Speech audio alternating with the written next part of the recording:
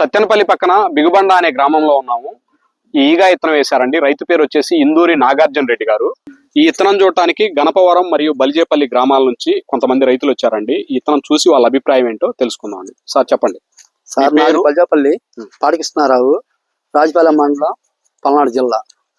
అయితే ఈ అన్నదాత ఏగా స్వీట్స్ కాయ కలర్ గాని సైజు గాని బాగా ఉంది. 30 నుంచి 35 దాకా అంచనా ఉంది నా ఆలోచన. అంతవరకు ఏమైనా కొంచెం మళ్ళీ పైకి వస్తే ఒక 4-5 క్వింటాలు పెరగవచ్చు. విత్తనం ఎలా ఉంది సార్? వేరే రైతులు వేసుకోవటానికైనా వేసుకోవచ్చు. నల్లి ఇప్పుడు దాకా అటాక్ కాలేదు, బాగానే ఉంది. ఇక్కడ నుంచి ఇదే గ్రామం నుంచి వల్లూరి బ్రహ్మం గారు అనే రైతు మాట్లాడతారండి. సార్ మీ అభిప్రాయం చెప్పండి సార్, విత్తనం ఎలా ఉంది?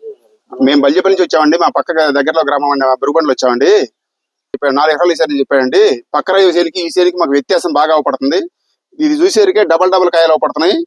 చాలా బాగా చిక్కగా వేసింది. కాపు మాత్రం దగ్గర కాపు, నల్లిని తట్టుకునేలా ఉంది. పక్క ఇత్తనం చూస్తే నల్లి కూడా తట్టుకునేలా బాగా నీట్ గా అనిపిస్తుంది. పర్లేదు, తేజ వెరైటీ బాగుంది. ఏగా వెరైటీ. మాది గణపవరం అండి, పల్నాడు జిల్లా. మేము బురుగుబండ్ల అనే గ్రామానికి వచ్చేసాము. ఈగా అనే తేజ వెరైటీ బాగుందండి. సైజు గానీ క్వాలిటీ గానీ బాగానే ఉందండి.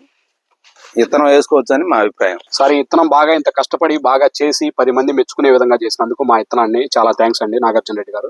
దీనికి ఏమన్నా పెట్టుబడి ఏమన్నా మీరు ఎక్కువ పెట్టారా మామూలుగానే? లేదండి, పెట్టుబడులకి అంత పురుగు మందులు గానీ మందు కట్టలు కానీ ఎక్కువ పెట్టారా? నార్మలేనా?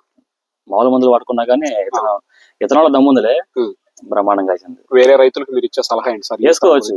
తేజ అనే వెరైటీ మాత్రం వేసుకోవాలని మాత్రం ఇది వేసుకోవచ్చు. ఇక ఇతను వేసుకోవచ్చు. Okay, thank you sir.